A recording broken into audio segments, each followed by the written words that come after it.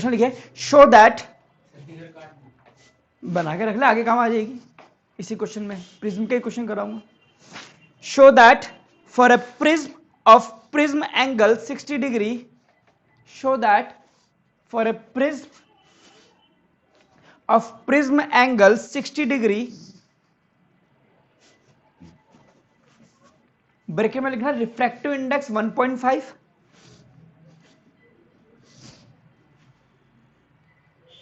Angle of incidence of light, angle of incidence of light should not be less than 30 degree. If you want to light, if you want to light to come out from second surface of prism,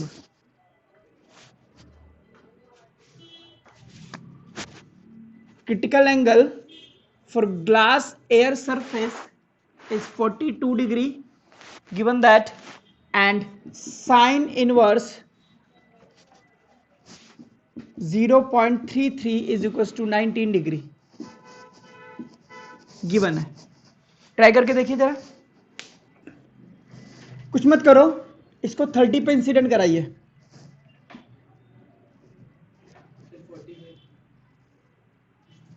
इधर देख ले, और अब इसका path test करिए। 30 degree है तो towards normal shift होगी इधर की तरफ, तो ये आएगा एंगल ऑफ रिफ्रैक्शन R1, इसकी वैल्यू निकालते हैं। ठीक है, इस AB सरफेस के लिए स्नेल्स लॉ लगाइए, μ1 sin 30 is equal to μ2 sin R। sin 30 होता है 1/2, 1.5 sin R, sin R हो गया 1/√2 यानी कि 0.707 डिवाइडेड बाई 1.5, 3/2।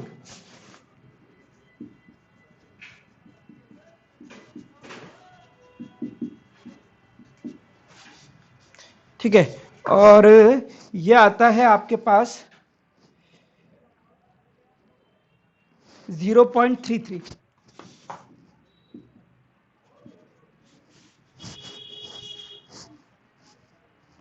sin 30 1/2 होता है ना,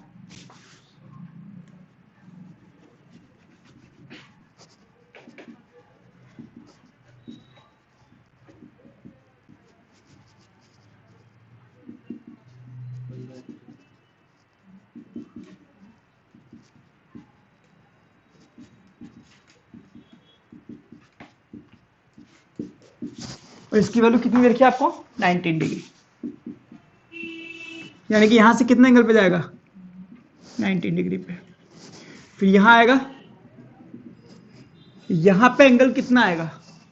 अब आपको ये पता है कि R1 plus R2 prism angle के बराबर है, दैट इज 60 डिग्री।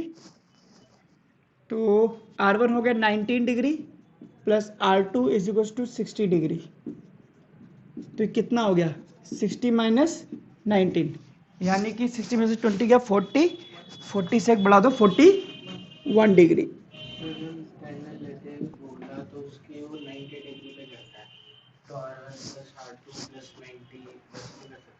क्योंकि मिनिमम डेविएशन है ये, मान लिया मर्जी से ही, नहीं ना, मर्जी से नहीं माननी। R2 है 41 डिग्री, अब क्रिटिकल एंगल कितना है 42 डिग्री, यानी कि ये बाहर निकल जाएगी इस तरह से। अब सोचो आपको R2 अगर आप बढ़ा देते हो और 42 हो जाता है तो लाइट रे यहां आएगी। ठीक है, ओके। अगर ये एंगल ऑफ इंसिडेंस 30 डिग्री है तो R2 कितना आ गया है, R1 आया है 19 डिग्री और R2 कितना आया है 41 डिग्री। अगर एंगल ऑफ इंसिडेंस बढ़ा दोगे, एंगल ऑफ रिफ्रैक्शन भी बढ़ जाएगा। अगर यहां पर R2 बढ़ गया तो R1 कम हो जाएगा क्योंकि R1 प्लस R2 क्या है, A के बराबर निकलता है। क्लियर? यानी कि एंगल ऑफ इंसिडेंस 30 डिग्री से ज्यादा हो सकता है। ठीक है, क्लियर है? Okay, means I can be more than 30 degree अगर आप बाहर चाहते हो। लेकिन अगर आपने एंगल ऑफ इंसिडेंस कम कर दिया, I की वैल्यू 30 से कम कर दी, तो R1 भी क्या होगा, कम हो जाएगा। R1 कम हो जाएगा तो R2 बढ़ जाएगा, यानी कि it can be more than 42 degree. और 42 तो light ray will not comes out of second surface. यही हमें प्रूफ करना है कि एंगल ऑफ इंसिडेंस 30 डिग्री से कम कर दिया अगर आपने, तो यहां पर एंगल 42 डिग्री या 42 से ज्यादा आ सकता है और light ray will not bounce back, will not comes out to the second surface. देखिए इसको,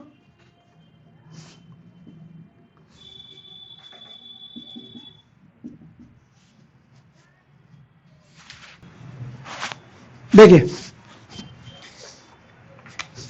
जब I1 की वैल्यू 30 डिग्री है,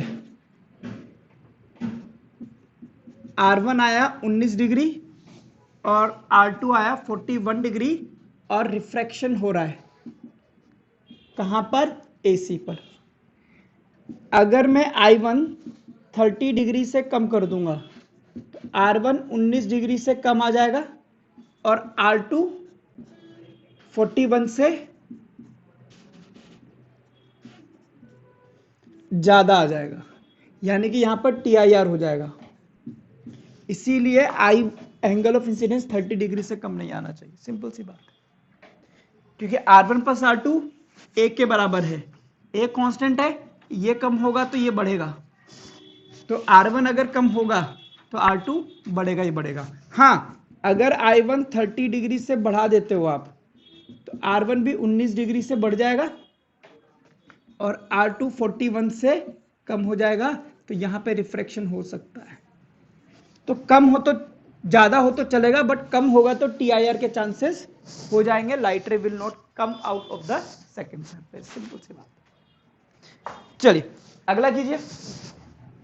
ऐसे प्रूफ वाले क्वेश्चन नहीं आते, बट मैं चाहता हूं कि आप लोग लाइट रे का पाथ ट्रेस करना सीख जाए, बस, और कोई बात नहीं है। किससे कम होगा तो ज्यादा होगा तो क्या होगा, कम होगा तो क्या होगा, वो सारी चीजें। अगला लिखिए, calculate value of emergent angle, calculate value of emergent angle for maximum deviation, for maximum deviation given that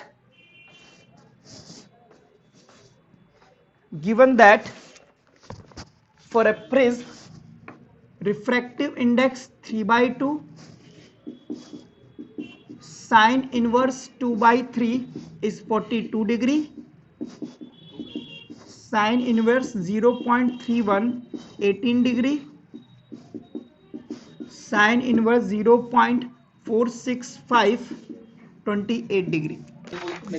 maximum बोला है, क्या कह रहा है ये? चलिए इस बार ये मैक्सिमम डेविएशन की बात कर रहा है, हालांकि एनसीईआरटी में नहीं है, बट फिर भी देखिए आप, लाइट रे ऐसे जाती है, मुझे पता है एंगल ऑफ डेविएशन होता है I1 plus I2 minus angle of prism. देखो सबसे बड़ी बात है, सारा दारोमदार इसके ऊपर है, इसी की वैल्यू के हिसाब से R1 आता है, इसके हिसाब से R2 आता है और आगे का E निकलता है। तो ये चीजें जो है तीनों की तीनों इस पे डिपेंडेंट करती है। ठीक है, तो हमें ये देखना है कि अगर ये आप मैक्सिमम लाना चाहते हो तो I1 क्या होना चाहिए, मैक्सिमम, है ना। For maximum deviation I1 should be maximum, इतनी बात तो तय है। अब I1 की वैल्यू मैक्सिमम कितनी कर सकते हो आप, 90 डिग्री। 90 डिग्री तो कर नहीं, इससे क्या ही करोगे, 90 डिग्री का मतलब क्या हो रहा है कि आप लाइट रे को ऐसे इस तरह से इंसिडेंट करा दो तो लाइट रे ऐसे निकल जाएगी। बट 90 डिग्री का मतलब ये हो गया कि आप अगर लाइट रे को 89.99999999 पे करा दोगे तब क्या होगा, तो मैक्सिमम डेविएशन होगा। और इसी चीज को आप क्या बोल सकते हो, 90 डिग्री। तो 90 डिग्री एग्जैक्ट तो ये है, बट हम ये मानते हैं कि 90 डिग्री ये है। अब अगर I1 90 डिग्री रख दोगे आप ऑलमोस्ट, तब क्या केस आता है, क्वेश्चन एक बार फिर से पढ़िए।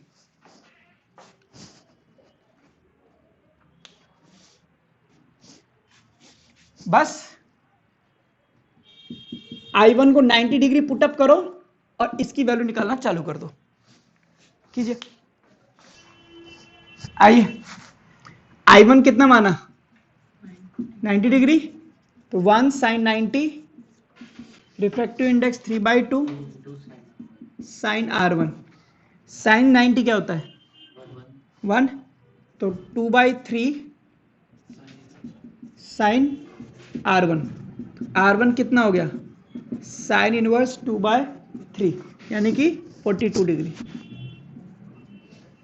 क्लियर। अब आइए इस पर,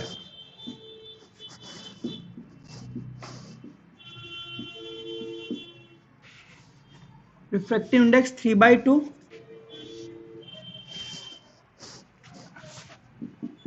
साइन R2 1 साइन I2।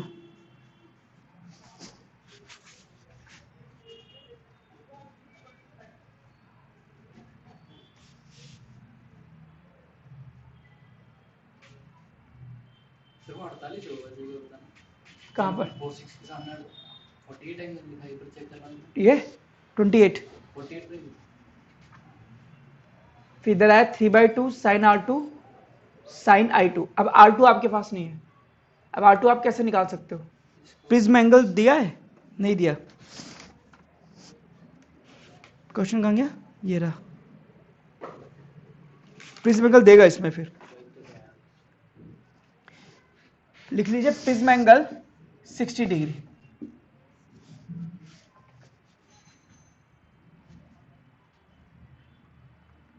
फिर तो इतना करने की जरूरत ही नहीं है, I1 निकल गया आपका, I1 कितना है 90, I2 कितना है 42 माइनस प्रिज्म एंगल कितना है 60, कितना आ रहा है,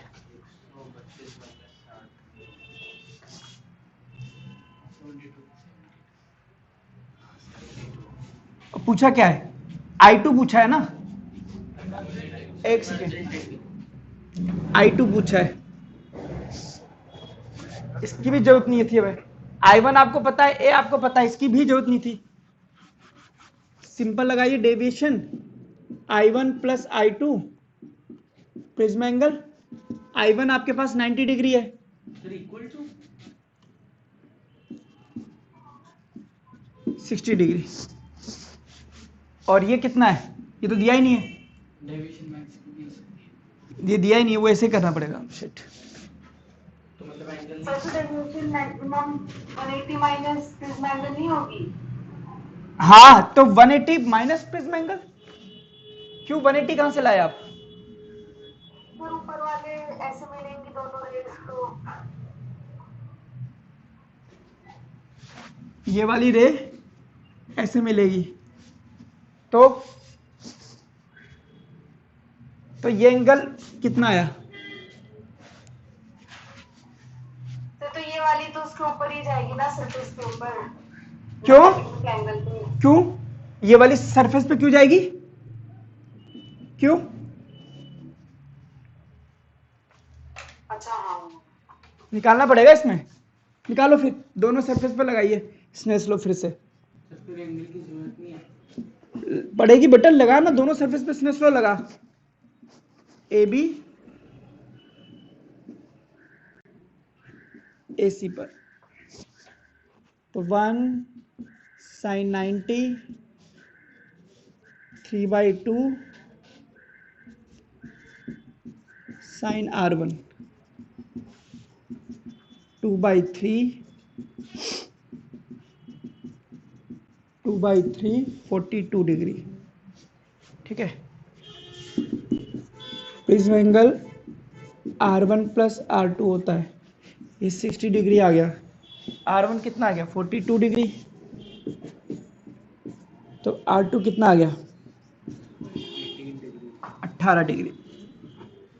अब स्नेल्स लॉ लगा, 3/2 sign R2 1 sign I2, sign R2 sign 18 यानी कि 31,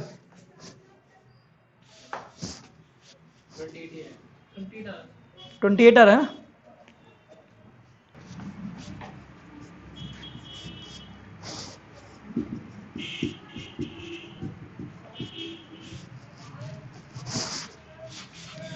ये 0.465 आ रहा होगा, है ना।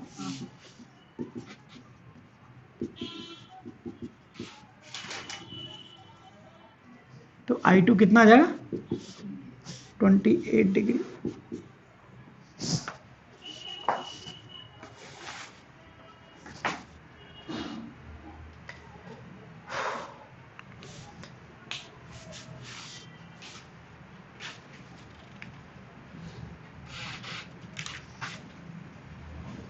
हेडिंग डालिए डिस्पर्जन।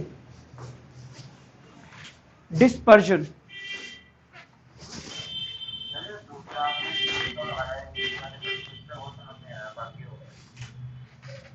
क्या हो गया बेटा इसमें बताना।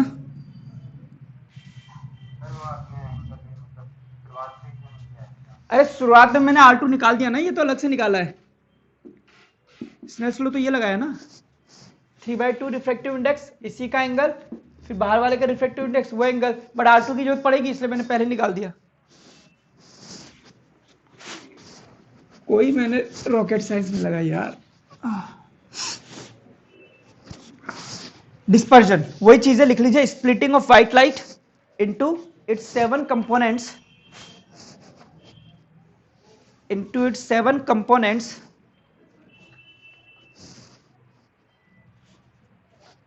when it passes through the transparent medium, when it passes through the transparent medium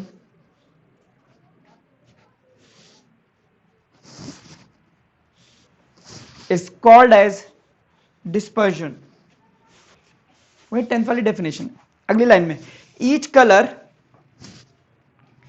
color has different wavelength, each color has different wavelength, hence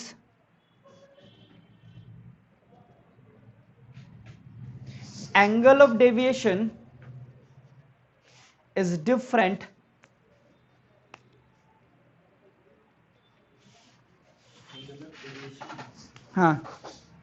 is different, that is why dispersion take place। चलिए देखिए होता क्या है, suppose कीजिए आप transparent medium में light incident करते हो, व्हाइट लाइट,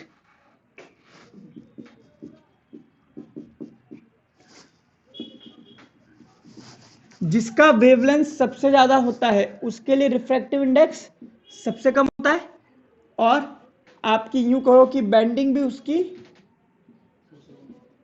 सबसे कम होगी। सीधी सी बात यह है, इसीलिए जब आप ये इधर आएगा तो रेड लाइट आपको इधर मिलेगी तो वॉयलेट इधर मिलेगी, तो violet, indigo, blue, green, yellow,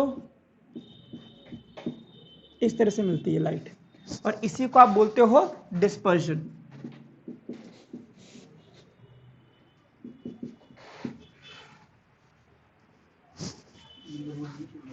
prism के केस में क्या होता है,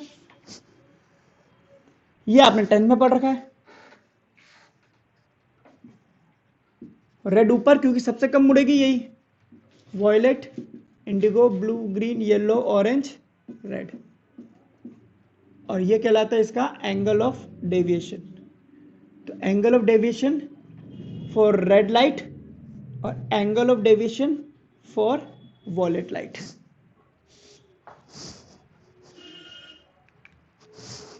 हाँ, पर्टिकुलर कलर की लाइट जैसे रेड है उसको फर्दर और मतलब अलग टाइप फोटोन में कर सकते हैं ऐसे सिंपल। नहीं बेटा, रेड लाइट किसी और चीज से मिलकर थोड़ा ना बनती है। नहीं सर, मतलब इसमें टाइप होते हैं जैसे लाइट डार्क में मतलब हुआ है क्या? मतलब जैसे लाइट मतलब कभी लाइट रेड मतलब होते नहीं कई टाइप के कलर उनमें भी पड़ता है नहीं बेटा, अब अगर वो दो कलर से मिलकर के बनी है तो दोनों अलग अलग हो जाएंगे। अगर वो लाइट रेड है यानी कि उसमें कोई दूसरा कलर भी है मिक्स, तो वो दोनों स्प्लिट हो जाएंगे, उसमें क्या है। जब हमने रेड बोला है तो हमने सिर्फ एक ही रेड बोला है, वो एक ही कलर है, उसमें दो तीन मिक्स नहीं करे। बेबी पिंक, लिप्स पिंक, वो सब वाला हिसाब नहीं है।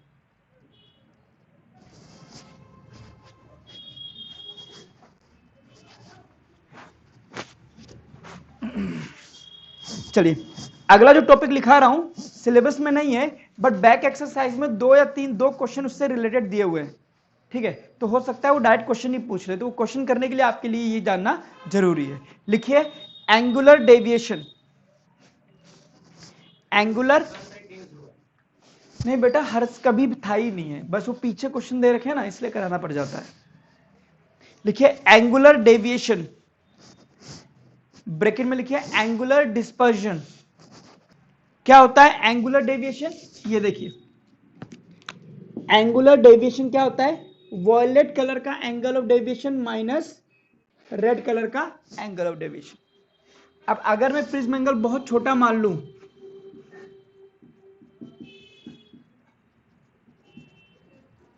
तो आप एंगल ऑफ डेविएशन में म्यू माइनस 1 इंटू ए का फॉर्मूला लगा सकते हैं। तो वॉलेट कलर के लिए क्या लगाएंगे, वॉलेट कलर के लिए refractive index -1 into A minus red colour के लिए refractive index -1 into A. Clear? जब इसको लिखेंगे तो ये आ जाएगा mu we minus mu are into ए।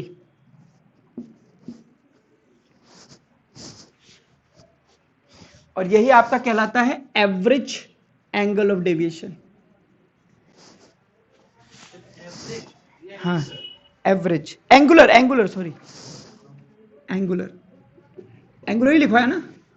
हाँ तो एंगुलर है, एवरेज तो येलो लाइट के लिए कहते हैं। तो दोनों के एंगल ऑफ डेविएशन का डिफरेंस है और ज्यादा कुछ नहीं। आगे लिखिए average angular deviation, average angular deviation.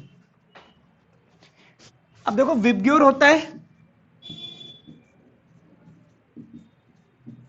अगर आप सबकी वेवलेंथ जोड़ करके 7 से डिवाइड करोगे तो ऑलमोस्ट वो येलो के आसपास ही आता है। तो जनरली सातों कलर का एवरेज हम येलो को मानते हैं। ठीक है, तो लिख लीजिए yellow is taken for the average angular deviation. Yellow colour is taken for average angular deviation. यानी कि अगर आप एवरेज एंगुलर ऑफ डेविएशन निकालना चाह रहे हैं यानी कि आप येलो कलर का एंगल ऑफ डेविएशन निकाल दीजिए, यानी कि refractive index for yellow colour into A. खत्म। आगे लिखिए डिस्पर्सिव पावर, डिस्पर्सिव पावर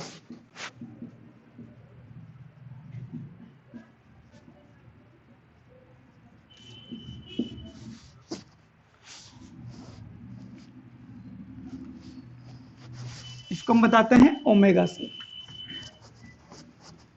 देखिए it is defined as the ratio of, it is defined as the ratio of angular deviation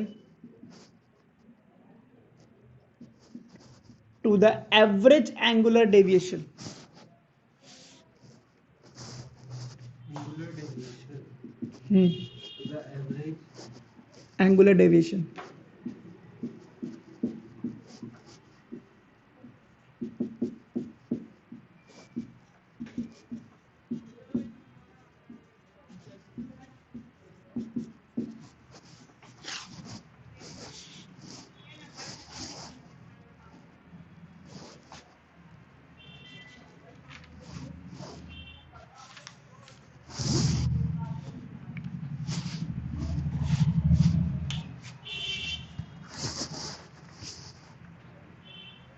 तो मैंने दो चीजें बता दी, ठीक है, डिस्पर्सिव पावर और एंगुलर डेविएशन बेसिकली।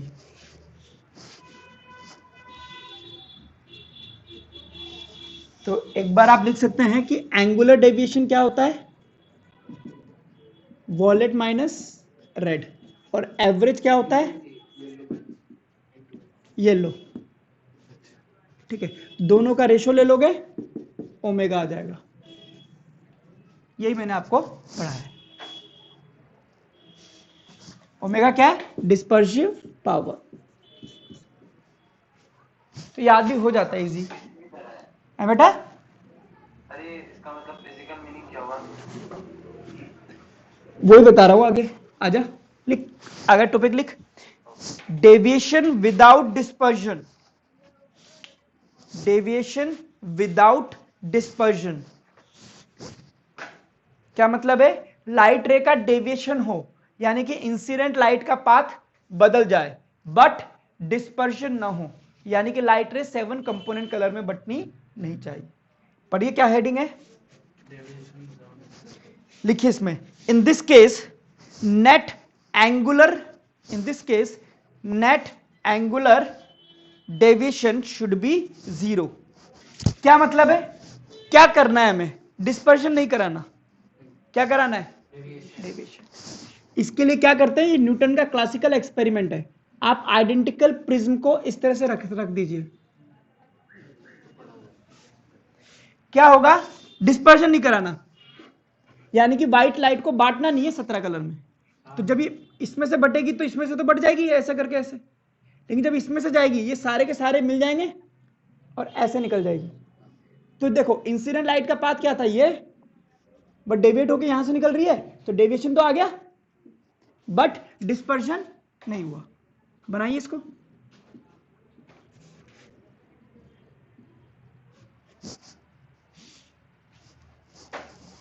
इसका रिफ्रैक्टिव इंडेक्स आप मान लीजिए म्यू, प्रिज्म एंगल ए मान लीजिए, ये ए डैश मान लीजिए, इसका म्यू डैश मान लीजिए। उल्टा मत कर देना क्योंकि थोड़ा सा कंफ्यूजन रहता ही है। यानी कि angular deviation by first prism plus angular deviation by second prism should be 0। तो पहले वाले का एंगुलर डेविएशन, एंगुलर डेविएशन क्या होता है? Mu we minus mu R, पहले वाले प्रिज्म का, या यूं कहो चुप रहे, फिर क्या येलो येलो करे जा रहा है? सर एवरेज लेना है ना। कौन कह रहा है एवरेज लेना है? कहां लिखा है एवरेज? बता, लिखा है क्या? कहीं मर्जी से बोल रहा है। एंगुलर डेविएशन 0 होना चाहिए, यानी कि पहले की वजह से angular deviation should be minus of angular deviation due to second. Minus का मतलब उल्टी डायरेक्शन में। उल्टी डायरेक्शन में डेविएशन कैसे करते हैं? प्रिज्म को हम उल्टा रखते हैं, है ना? Means second prism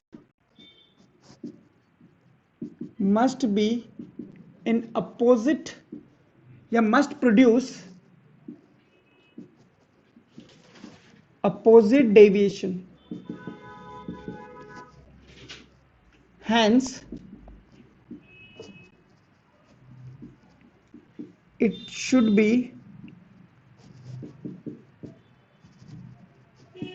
in inverse position of first. Minus का मतलब तो ये आ गया। अब पहले वाले की वजह से एंगुलर डेविएशन क्या है? Mu we minus mu R. Second वाले की वजह से क्या है? Mu we dash minus mu R dash. Minus sign क्या बताएगा? कि दूसरा वाला उल्टा रखा है। अब वैल्यू पुटअप कीजिए, इसका होता है mu we minus mu are into A minus mu we dash mu R dash into A dash. तो आपको ए डैश पूछता है generally, mu we minus mu are into A upon दूसरे वाले के लिए mu we dash mu R dash.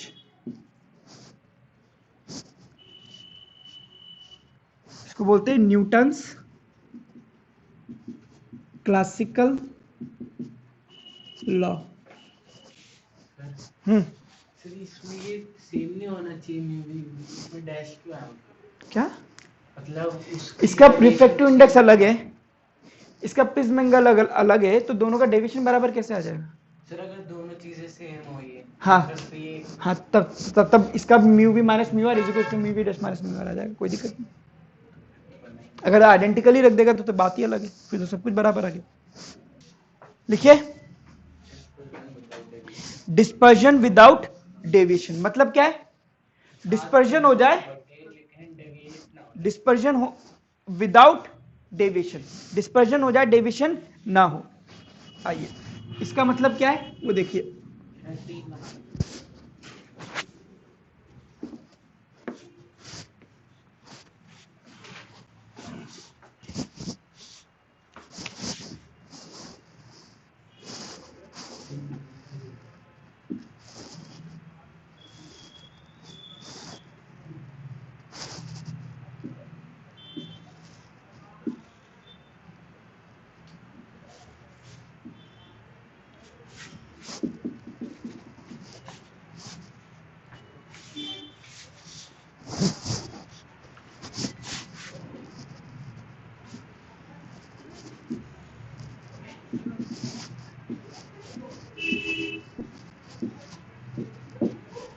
इस तरह से इंसिडेंट लाइट का पाथ ये लाइट रे पूरा ट्रेस करेगी। इससे पहले वाले में वो पाथ थोड़ा सा इधर था, डेविएटेड था मेन पाथ से। तो इसको हम बोलते हैं डिस्पर्जन भी हो रहा है बट डेविएशन नहीं हो रहा। लाइट को अगर ऐसे निकलना था तो वो ऐसे ही जा रही है, जब आपने ये लगा दिए तो भी लाइट रे वैसे ही जा रही है, बस ये कि 7 कलर में बटी और ये करके ऐसे निकल गई। रिंग में फर्क क्या है? दोनों सेम ही तो डायग्राम बन रहे हैं। डायग्राम सेम बन रहे हैं ना बेटा, इंपैक्ट देखना क्या हो रहा है। अलग से सर वही तो अलग क्या लिया? तुम लोग दिमाग में ही सोच रहे हो कि ये कुछ होना चाहिए, ऐसा कुछ नहीं। डायग्राम नहीं कुछ मतलब इसकी स्पेसिफिकेशंस। इसमें 7 कलर निकले ना बाहर, उसमें निकले 7 कलर। सर तो कोई तो उसमें कंडीशन ऐसी होगी ना, वो लगाएंगे ना, अब इसमें तो करेंगे ना, वो तो कर ही रहे हम। लिखिए इसमें अब इन सबके लिए 7 कलर की जगह हम करते क्या है? हम क्या करते हैं, हम ये समझते हैं कि अगर येलो लाइट डालते हो आप तो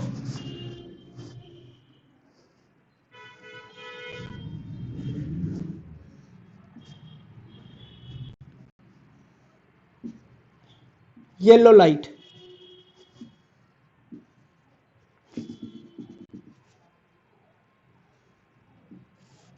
तो येलो लाइट ऐसे निकलनी चाहिए उसी पाथ पे। अगर येलो लाइट उसी पाथ पे निकल गई तो इसका मतलब है कि डेविएशन नहीं हुआ। ठीक है, बनाइए डायग्राम। मतलब यह है, बट हम एवरेज वाले के लिए इसको आगे कैलकुलेट करते हैं। होना अगर ये फॉलो हो गया तो ये अपने आप हो जाएगा।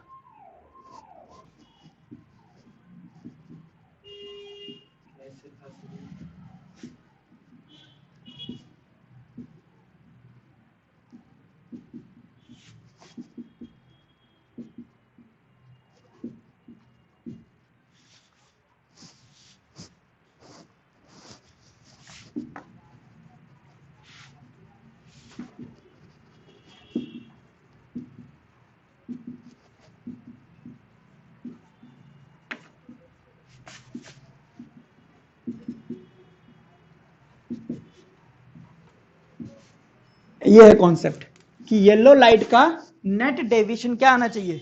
0। तो अगर आपके पास ये फर्स्ट प्रिज्म है, ये सेकंड प्रिज्म है, तो डेविएशन बाय फर्स्ट प्रिज्म और डेविएशन बाय सेकंड प्रिज्म क्या आना चाहिए? 0। यानी कि फर्स्ट प्रिज्म का डेविएशन, और ये क्या बता रहा है? Inverted position.